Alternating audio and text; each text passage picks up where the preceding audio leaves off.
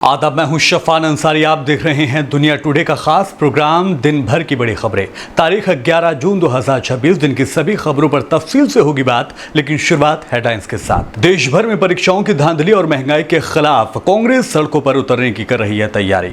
कम नहीं हो रही ममता बनर्जी की मुश्किलें, अपनों से बगावत के बाद अब एक और लगा बड़ा झटका। पाकिस्तान में हालात बेकाबू, क्या सिविल वॉर के बन रहे हैं हालात? ओमान हमले पर क्या है सरकार का रुख? विदेश मंत्रालय का आया बड़ा बयान। और राम मंदिर के चंदे में हेराफेरी, पूर्व भारतीय जनता पार्टी के सांसद का बड़ा दावा। तो दोस्तों, आज की सबसे पहली और बड़ी खबर देश की सियासत से जुड़ी हुई है। परीक्षाओं में कथित धांधली, लगातार बढ़ती महंगाई और बेरोजगारी के अहम मुद्दों पर अपोजिशन पार्टी कांग्रेस ने केंद्र सरकार के खिलाफ चौतरफा मोर्चा खोलने का मुकम्मल ऐलान कर दिया है। जुमेरात को राजधानी नई दिल्ली में कांग्रेस के टॉप लीडर्स ने पार्टी के महासचिवों, प्रदेश प्रभारी और राज्य की यूनिट्स के अध्यक्षों के साथ एक बेहद अहम और हाई प्रोफाइल बैठक की। इस बैठक में फैसला लिया गया है कि नीट पेपर लीक घोटाला, सीबीआई मूल्यांकन विवाद और आसमान छूती महंगाई के खिलाफ पार्टी अब जल्दी ही सड़कों पर उतरने वाली है। जराये के हवाले से जो खबर मिल रही है दोस्तों, उसके मुताबिक कांग्रेस का ये राष्ट्रव्यापी आंदोलन जून के आखिर से शुरू होकर अगले 2 से 3 महीनों तक मुसलसल जारी रहेगा। मीटिंग में सदारत कर रहे कांग्रेस अध्यक्ष मल्लिकार्जुन खड़गे ने सोशल मीडिया पर सरकार पर तीखा हमला भी बोला है। उन्होंने साफ तौर पर कहा है कि आज देश के सामने नीट घोटाला, सामाजिक असमानता जैसी गंभीर चुनौतियां खड़ी हैं। खड़गे ने कहा है कि राहुल गांधी ने खुद मुतासिर छात्रों से मुलाकात की है और उनकी आवाज को मजबूती से उठाया है। दूसरी तरफ सरकार का इस पर हमेशा से रुख रहा है कि वो किसी भी तरह की गड़बड़ी की जांच के लिए प्रतिबद्ध है और विपक्ष इस मुद्दे पर सिर्फ सियासत कर रहा है। वहीं दूसरी तरफ भारतीय जनता पार्टी के लीडर और पूर्व सांसद ब्रजभूषण शरण सिंह ने एक नया मुतनाज़ा बयान दिया है। उन्होंने दावा किया है कि उनके पास अयोध्या में राम मंदिर के लिए आए दान और चंदे के कथित गलत इस्तेमाल और चोरी से जुड़े कुछ अहम जानकारियां हैं। हालांकि उन्होंने इस मामले में किसी का नाम लेने या फिर तफसील से इस पर बोलने से इनकार कर दिया। विशानुहारपुर गांव में संवाददाताओं से मुलाकात करते हुए, उनसे बात करते हुए ब्रजभूषण ने कहा है कि मैं बहुत कमजोर आदमी हूं, अगर मैं सच बोलूंगा तो मुसीबत में पड़ जाऊंगा, क्योंकि वो बहुत ताकतवर लोग हैं। अभी मुझ में सच बोलने की हिम्मत नहीं है, वक्त आने पर बात करूंगा। उनके इस बयान के बाद से ही अपोजिशन को बैठे बिठाए एक बड़ा मुद्दा मिल गया है और राम मंदिर ट्रस्ट के पैसों की ट्रांसपेरेंसी को लेकर भी सवाल उठ रहे हैं। वहीं इस बातचीत में उन्होंने नीट पेपर लीक मामले पर केंद्रीय शिक्षा मंत्री धर्मेंद्र प्रधान का बचाव किया है और कहा है कि इसके लिए किसी एक का इस्तीफा मांगना ठीक नहीं है, बल्कि इस संगठित नेटवर्क के खिलाफ सख्त एक्शन लेना चाहिए। अब बात करते हैं अगली बड़ी खबर की। पश्चिम बंगाल की सियासत से इस वक्त की सबसे सनसनीखेज खबर मिल रही है। ऐसा लग रहा है कि सीएम ममता बनर्जी और अभिषेक बनर्जी के हाथों से पार्टी की कमान फिसलती जा रही है। विधानसभा इलेक्शंस के बाद से नई सरकार के गठन के 1 महीने के अंदर ही टीएमसी यानी तृणमूल कांग्रेस कई हिस्सों में बढ़ती हुई नजर आ रही है। दावा किया जा रहा है कि पार्टी के 80 विधायकों में से 60 विधायक पहले ही ममता बनर्जी का साथ छोड़कर बागी हो चुके हैं। यही नहीं दोस्तों, लोकसभा सांसद काकोली घोष दस्तीदार ने पिछले दिनों दावा किया था कि उनके साथ 20 सांसद हैं और उन्होंने लोकसभा स्पीकर ओम बिरला से सदन में अलग बैठने की मांग की है। इस बीच सुष्मिता देव ने भी टीएमसी से इस्तीफा दे दिया है। दिल्ली में टीएमसी के कई बागी सांसदों ने बीजेपी के केंद्रीय मंत्री भूपेंद्र यादव से मुलाकात भी की है, जिसमें पश्चिम बंगाल के नेता प्रतिपक्ष शुभेंदु अधिकारी भी मौजूद थे।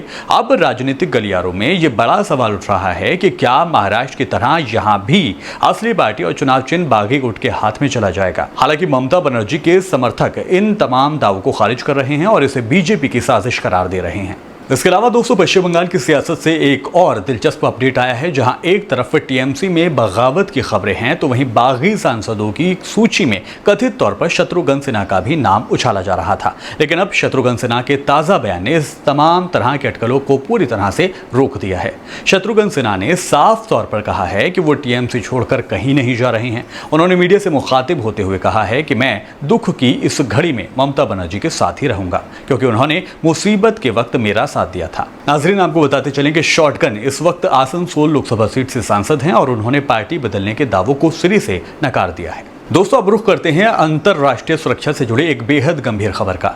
भारत ने ओमान के तट पर और होर्मुज स्ट्रेट के पास एक कमर्शियल जहाज पर हुए हमले की कड़े अल्फाज में निंदा की है। विदेश मंत्रालय की तरफ से दी गई जानकारी के मुताबिक पलाऊ के झंडे वाले एमटी स्टेबेलो नाम के जहाज पर हुए इस हमले में 3 हिंदुस्तानी नाविकों की दर्दनाक मौत हो गई थी। विदेश मंत्रालय के तर्जुमान रणधीर जायसवाल ने बताया है कि इस हमले को लेकर हिंदुस्तान ने अमेरिका के प्रशासन के सामने अपना कड़ा विरोध जाहिर किया है। अमेरिकी सीडीए को तलब करके भारत ने अपनी गहरी चिंताओं से भी लोगों को वाकिफ कराया है। विदेश मंत्रालय का कहना है कि हमले उस इलाके में तैनात अमेरिकी नौसेना की कार्रवाई से जुड़े हुए हैं। हालांकि उन्होंने ये भी साफ किया है कि प्रभावित जहाज विदेश ध्वज वाला था और इनमें से कोई भी भारतीय स्वामित्व वाला जहाज नहीं है। लेकिन भारतीय नागरिकों की सुरक्षा को लेकर सरकार बेहद संजीदा है। खबर नंबर 6, मीनाक्षी उम्मीद।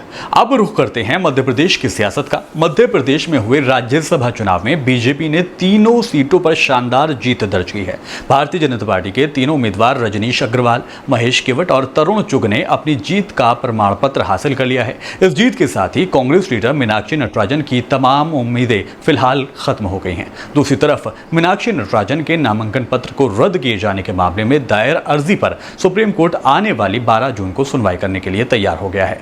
नटराजन की तरफ से सीनियर लीडर अभिषेक मनु सिंघवी ने अदालत से जल्द सुनवाई की गुहार लगाई है, जिसका रिटर्निंग अधिकारी की ओर से पेश हुए वरिष्ठ अधिवक्ता मुकुल रोहतगी ने कड़ा विरोध किया है। अब देखना यह होगा कि अदालत इस तकनीकी मामले पर क्या फैसला सुनाती है। और अब बात अहम अपडेट की हमारी सैन्य ताकत को लेकर है। भारत की रणनीतिक मिसाइल क्षमता और परमाणु प्रतिरोधक क्षमता की इतिहास में एक बहुत बड़ा धमाका होने वाला है। रक्षा जगत से आ रही खबरों के मुताबिक हिंदुस्तान अपनी अब तक की सबसे गुप्त और महाविनाशकारी इंटरकॉन्टिनेंटल बैलिस्टिक मिसाइल अग्नि 6 के पहले संभावित और ऐतिहासिक परीक्षण के बेहद करीब पहुंच गया है।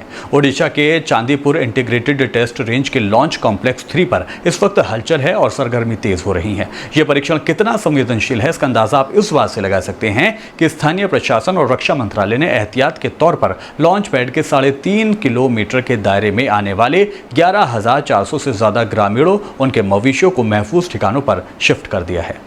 इधर दोस्तों, इस बीच सरहद के पार से एक बेहद खौफनाक खबर सामने आ रही है। पाकिस्तान के अवैध कब्जे वाले कश्मीर यानी POK में हालात पूरी तरह से बेकाबू हो रहे हैं। वहां की मकामी आवाम और शहबाज शरीफ सरकार के बीच शुरू हुआ आंदोलन अब एक जबरदस्त और खूनी गृह युद्ध में तब्दील हो रहा है।